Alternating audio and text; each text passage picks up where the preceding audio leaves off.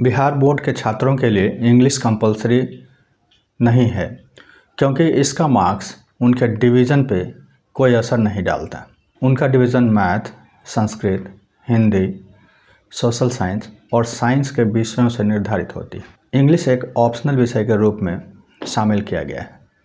English के परीक्षा में शामिल होना अनिवार्य है, लेकिन इसके मार्क्स आपके डिवीज़न को निर्धारित नहीं करते।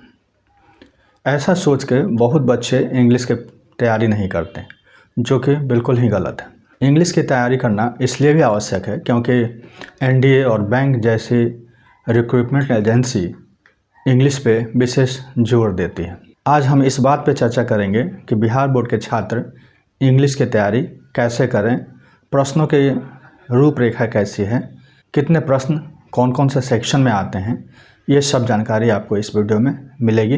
तो बने रहिए इस वीडियो के साथ।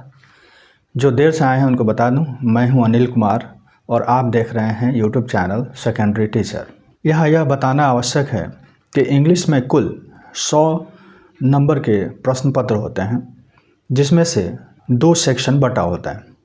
सेक्शन ए में ऑब्जेक्टिव सवाल पूछे जाते हैं और सेक्शन बी में डिस्क्रिप्टिव सवाल रहते हैं। अगर सेक्शन ए की बात करें तो इसमें कुल 100 ऑब्जेक्टिव टाइप क्वेश्चन पूछे जाते हैं, जिसमें 60 क्वेश्चन जो होते हैं वो आपके द्वारा निर्धारित टेक्स्ट बुक के होते हैं और उन 2 किताबों से, जैसे कि पैनोरमा और रीडर बुक का गहन अध्ययन आवश्यक है, जिससे कि आप 60 नंबर के ऑब्जेक्टिव्स सॉल्व कर पाएँ। बाकी के 40 नंबर के जो ऑब्जेक्टिव्स हैं वो ग्रामर पोर्शन से आते हैं। ग्रामर में आपका पूछा जाता है जो सब्जेक्ट्स जो महत्वपूर्ण है एग्ज़ाम के लिए, वो हैं articles, narration, active and passive voice, misspelled word, antonyms and synonyms and translation. इन सारे सेक्शन से आपको ऑब्जेक्टिव सवाल पूछे जाते हैं।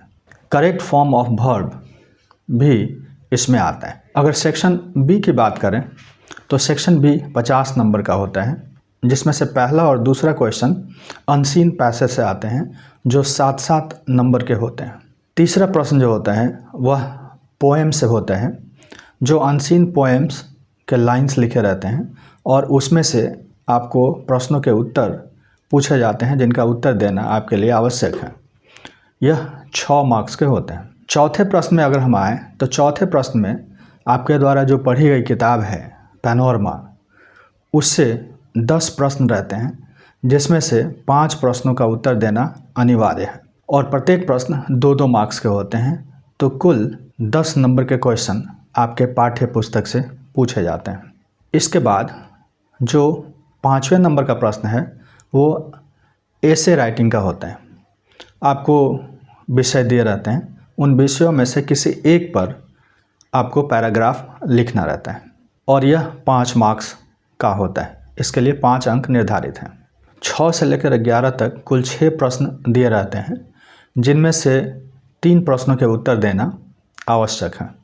इन प्रश्नों में जो प्रश्न पूछे जाते हैं वो विशेष तौर पर नोटिस राइटिंग से, स्पीच राइटिंग से, application to the headmaster and letters to the friend and brothers etc. और उसके बाद मैसेज राइटिंग के सवाल होते हैं। ये सारे 6 प्रश्नों में से 3 प्रश्नों के उत्तर आपको देने हैं, जिसके लिए 5 अंक निर्धारित हैं। तो इस तरह से कुल 15 नंबर आपके 6 से लेकर 11 तक के बीच में निर्धारित होते हैं। तो इस तरह आपने देखा कि प्रश्न 1 और 2 7-7 नंबर के, प्रश्न 3 6 नंबर के, प्रश्न 4 10 नंबर के, प्रश्न 5 5 नंबर के और 6 से 11 तक जो कुल 6 प्रश्न हैं, उनमें से 3 प्रश्नों के उत्तर आपको देना अनिवार्य है और उसके लिए आपका 15 नंबर निर्धारित हैं। इस प्रकार कुल 50 अंक के प्रश्न आपके सेक्शन बी में पूछे जाते हैं। अब तैयारी कैसे करें, इसके लिए एक स्ट्रेटजी का होना आवश्यक है। तो सबसे पहले आपको देखना होगा कि आपके द्वारा जो निर्धारित किताब है पैनोरमा, उसके सारे चैप्टर्स आपके पूरी तरह से क्लियर होने चाहिए, क्योंकि उस बुक से कुल 60 नंबर के ऑब्जेक्टिव्स पूछे जाते हैं। साथ ही साथ सेक्शन बी में क्वेश्चन नंबर 4 में 10 नंबर के प्रश्न भी बुक से पूछे जाते हैं।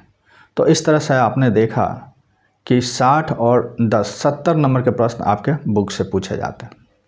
तो बुक का थ्रू आउट स्टडी होना बहुत ज़रूरी है। बिहार टेक्स्ट बुक पब्लिकेशन की जो किताब है उसके प्रत्येक एक्सरसाइज के अंत में कुछ वर्ड्स दिए गए हैं, साथ ही साथ ग्रामर्स के कुछ सेक्शन दिए गए हैं।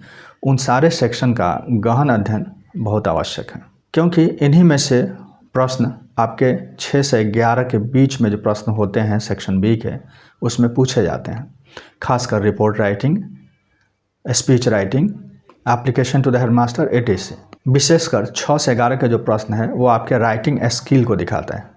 इसीलिए राइटिंग स्किल को डेवलप करने के लिए आपको रोज़ ऐसे राइटिंग की प्रैक्टिस करनी चाहिए, एप्लीकेशन राइटिंग की प्रैक्टिस करनी चाहिए, स्पीच राइटिंग की प्रैक्टिस करनी चाहिए, और साथ ही साथ जो मैसेज है और नोटिस राइटिंग की प्रैक्टिस लगातार करते रहना चाहिए। इस प्रकार आप क्वेश्चन के सारे सेक्शंस की तैयारी कर पाएंगे। अनसीन पैसेज का जहाँ तक सवाल है तो उसमें जो टेक्स्ट पूछे जाते हैं वो बुक से बाहर के भी हो सकते हैं, और साथ ही साथ जो आपके असिस्टिव रीडिंग के लिए जो आपकी एक रीडर बुक दी गई है उससे भी प्रश्न पूछे जा सकते हैं। जहाँ तक ग्रामर के तैयारी की ज़रूरत है तो उसमें आपको नरेशन, जिसमें direct to indirect narration and indirect to direct narration के साथ साथ एक्टिव टू पैसिव और पैसिव टू एक्टिव जो ट्रांसफॉर्मेशन है इसकी आपकी जानकारी होनी चाहिए। मॉडल्स, वर्ब्स और जो टेंसेस है उस पर आधारित ट्रांसलेशन भी आपसे पूछे जाते हैं, खासकर ऑब्जेक्टिव में। तीसरा, आर्टिकल्स की तैयारी आपकी अच्छी होनी चाहिए। आर्टिकल्स के अंतर्गत ए, एन और द का प्रयोग आपको अच्छे ढंग से आना चाहिए। स्पेलिंग मिस्टेक की बात करें या करेक्ट स्पेलिंग की बात करें तो ये लगातार प्रैक्टिस करने से ही संभव हो पाएगा। तो उम्मीद है आपको ये वीडियो पसंद आई होगी। अगर पसंद आई है तो इस वीडियो को लाइक करें, शेयर करें, और कोई वैल्यू अगर आपको इसमें मिला हो तो इस चैनल को सब्सक्राइब करें। Thanks for watching.